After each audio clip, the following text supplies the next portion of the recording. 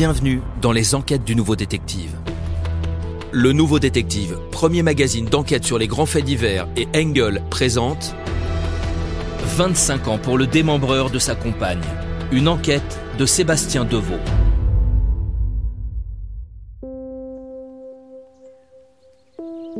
Le 31 août 2017, profitant de la douceur de la soirée, une femme se promène avec sa fille et son chien dans le petit bois du chemin des Poiriers, à la sortie de Vernouillet dans les Yvelines.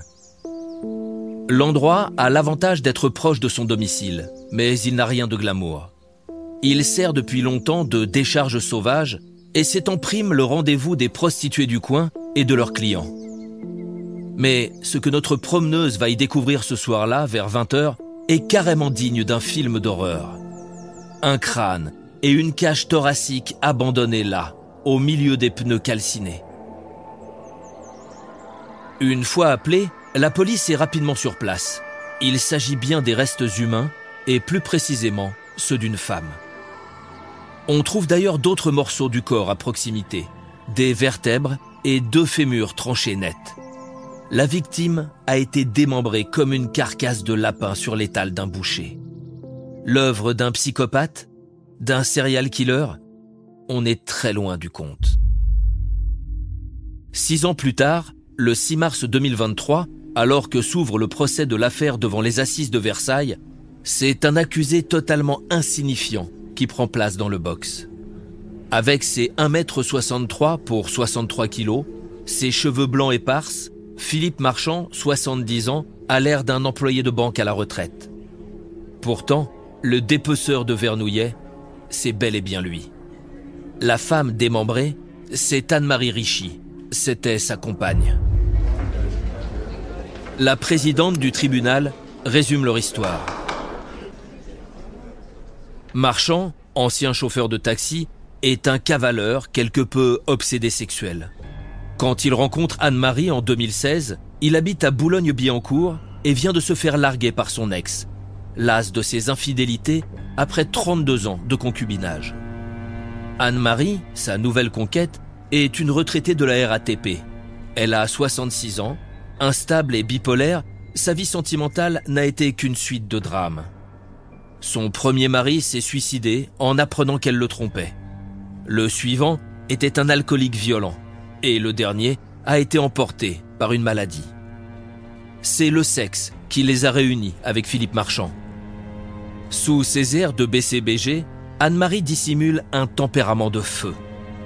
2 ans après le crime et ignorant qu'il était placé sur écoute téléphonique, Philippe Marchand confiera à une de ses amies, d'une voix gourmande, que la défunte était une chaudasse qui aimait la bite. À l'audience, il se montre néanmoins plus pudique. Monsieur Marchand, pouvez-vous expliquer à la cour les circonstances de votre rencontre avec la victime ? J'ai rencontré Anne-Marie lors d'une soirée intime. J'ai été séduit par sa gentillesse, son élégance et son intelligence aussi. Il oublie de préciser que la soirée en question était une partouze à 4. Très vite, le couple connaît des hauts et des bas. Les disputes sont fréquentes. Philippe est volage, Anne-Marie exclusive et jalouse. Difficile de concilier les deux. Un jour, alors qu'il menace de la quitter, elle se mutile et termine à l'hôpital.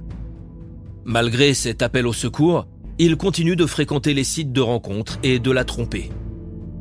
Moulé dans son pull noir qui lui donne l'air de porter le deuil, une main crispée sur le micro, il tente de justifier son comportement. Je ne voulais pas la revoir. C'est elle qui m'a appelé. Bon, il faut dire qu'elle était charmeuse. Et j'ai succombé à nouveau.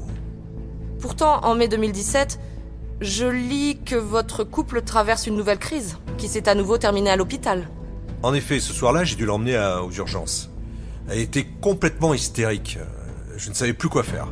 Bon, après, à sa sortie de l'hôpital, elle s'est installée à l'hôtel parce qu'elle n'avait plus d'argent pour payer son appartement à Clichy.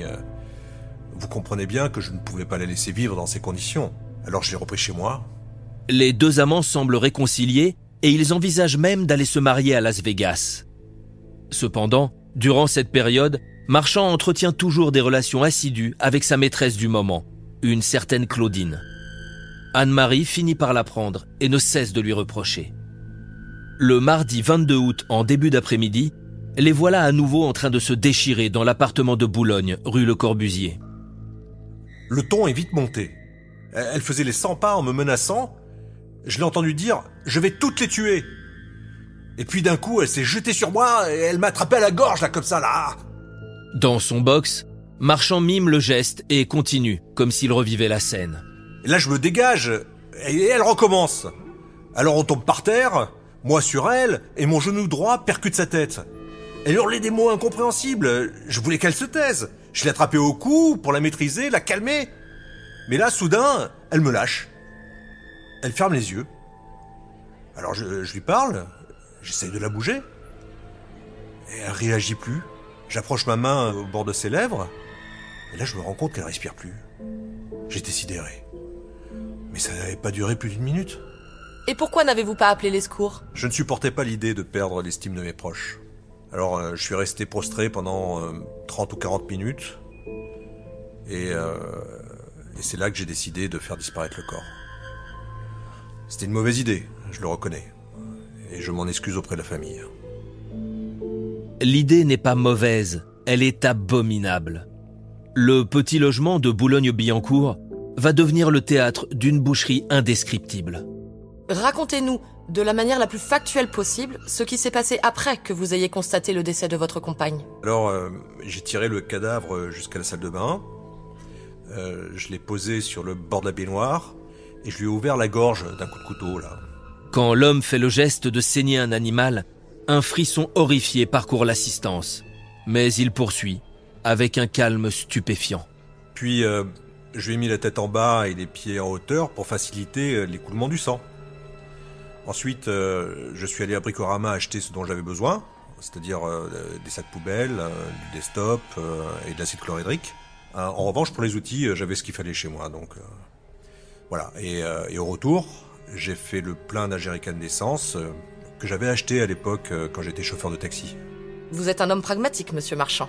À ce propos, je me permets de faire remarquer à la cour que vous avez poussé le cynisme jusqu'à payer ses dépenses sordides avec la carte de crédit de la victime. Enfin, poursuivez. Madame la Présidente, ce n'était pas du cynisme, c'était de l'improvisation. Je n'arrivais pas à réfléchir, j'étais dans la confusion, dans la précipitation. Et il fallait que je me débarrasse du corps. Alors, j'ai pris un couteau électrique et une scie renforcée, très rigide. Et j'ai commencé à démembrer le corps au niveau des articulations. Ça a pris du temps, hein. J'ai commencé vers 19h et il était environ 22h30 quand j'ai terminé. C'était vraiment difficile et franchement c'était horrible. Ce qui ne l'empêche pas de fignoler son travail.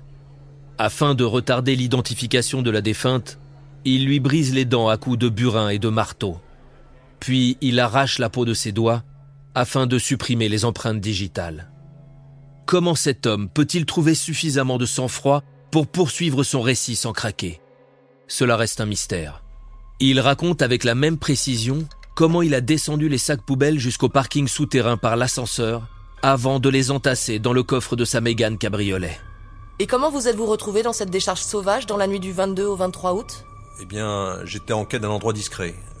Alors, je traverse Louveciennes, Saint-Germain-en-Laye, Vilaine, puis près de Vernouillet, j'ai vu un petit chemin qui montait dans les bois. Il y avait là des gravats avec des pneus, c'était vraiment une décharge sauvage. Donc j'ai donc empilé des pneus, mis les sacs au milieu, et j'ai arrosé le tout d'essence. Et puis, j'ai mis le feu avec un briquet. Le meurtrier commet alors sa première erreur. Il a mal calculé la violence de l'embrasement. Quand j'ai mis le feu, je ne savais pas que ça pouvait provoquer une telle déflagration. L'explosion m'a violemment projeté en arrière sur des rochers. Et là, j'ai ressenti une vive douleur à la hanche. Je ne pouvais plus marcher. Marchand réussit pourtant à se traîner jusqu'à sa voiture et à rentrer à Boulogne. Arrivé dans le parking, il se traîne jusqu'à l'ascenseur, puis appelle le SAMU. En fait, j'avais le col du fémur cassé. J'ai raconté que j'étais tombé et je suis resté 2 mois à l'hôpital. La sinistre comédie continue. Philippe Marchand se plaint auprès de ses amis qu'Anne-Marie ne vienne pas le voir. Il signale même sa disparition inquiétante à la police. Une fois rétabli, il reprend une vie normale entre sa maîtresse Claudine et ses conquêtes d'un soir sur les sites de rencontres. Et toujours aux frais d'Anne-Marie, dont il utilise sans vergogne la carte de crédit. Il va dépenser ainsi près de 30 000 € en restaurants et achats divers. Dans le même temps, il appelle régulièrement le portable de sa victime et il laisse des messages inquiets.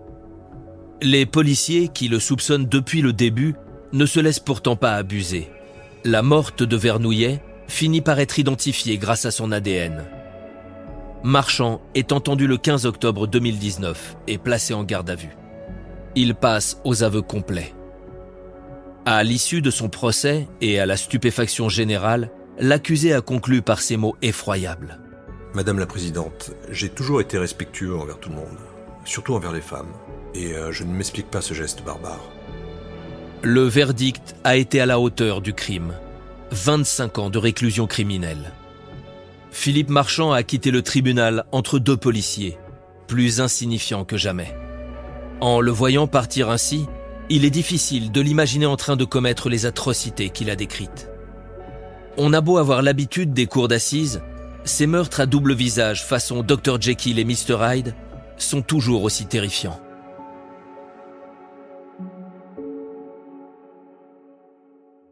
Pour ne rater aucun épisode, abonnez-vous à notre podcast sur votre plateforme d'écoute et retrouvez tous les mercredis nos enquêtes dans le magazine Le Nouveau Détective. Nos podcasts et nos enquêtes sont également disponibles sur lenouveaudétective.com. Si l'affaire n'a pas encore été jugée ou venait à passer en appel, nous rappelons que les protagonistes bénéficient toujours de la présomption d'innocence. Les noms et prénoms de certains personnages sont susceptibles d'avoir été modifiés.